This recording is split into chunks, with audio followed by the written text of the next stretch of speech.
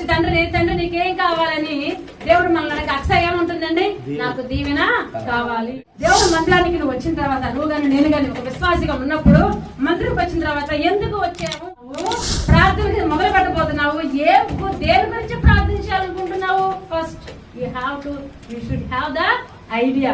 మీకు ఒక ఐడియా ఉండాలి, అసలు ఏమి దేవుని అడగబోతున్నావు అన్న ఆలోచన. నువ్వు దేనికోసము ప్రార్థన చేయబోతున్నావో, ఏం అడగాలనుకుంటున్నావు, first you should have the clarity.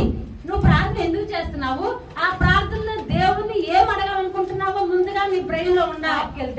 A pen కావాలి, ఏ చీర కావాలి, ఏ డ్రెస్ కావాలి, ఏది కొనాలనుకుంటున్నావో అది నీకు క్లారిటీ, ఒక ఐడియా ఉండి నువ్వు దాని దగ్గరికి వెళ్ళేది కొనాలన్నమాట. చూస్తా హల్లెలూయా.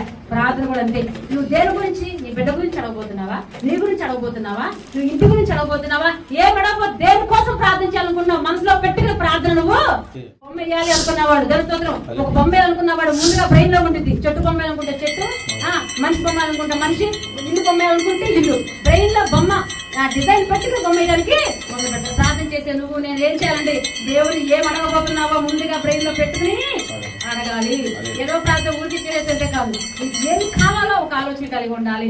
నేను స్తోత్రం. స్కూల్కి ఎందుకు వెళ్తున్నా, ఊరిని వెళ్ళి ఆట ఆడుకుని రావడం కాదు. ఎందుకు వెళ్తారు, ఇంగ్లీష్ నేర్చుకోవడానికి, హిందీ నేర్చుకోవడానికి, తెలుగు నేర్చుకోవడానికి, ఆ క్లాస్ పాస్ అవడానికి స్కూల్ వెళ్తున్నావు. ప్రార్థన కూడా వెళ్తున్నావు అంటే దేవుని అడగడానికి ఏం అడగాలో క్లారిటీ. ఒకసారి నేను ఎక్కడ ఎన్ని పాయింట్స్ మర్చిపోతానని చెప్పి ఏం చేస్తుంది తెలుసండి, విశ్వాసం ఒక లిస్టు, నాకు ఒక లిస్టు పెట్టుకుని ఎక్కడ మర్చిపోతానని చెప్పి ప్రతిదీ రాసుకుంటాను. ప్రతిదీ రాస్తా. ఏమో నా గురించి అయినా ఏదైనా మర్చిపోతానేమో, కొన్నిటి గురించి ప్రార్థన చేసి నా గురించి దాని గురించి దీని ఇంకెక్కడ ఏదైనా మిస్ అయిపోతానేమో, ఇంకొక అవసరం ఏదో ఉంది నాకు, దాని గురించి రాయకుండా ప్రార్థించకుండా మర్చిపోతానేమో నా ప్రార్థనలో అని చెప్పి అన్ని రాష్ట్రం పెట్టుకుని స్పష్టంగా నువ్వు ఒక ఐడియాతో దేవుణ్ణి అడగాలి అన్న దానితో మనసులో పెట్టుకుని ప్రార్థన చేయాలి.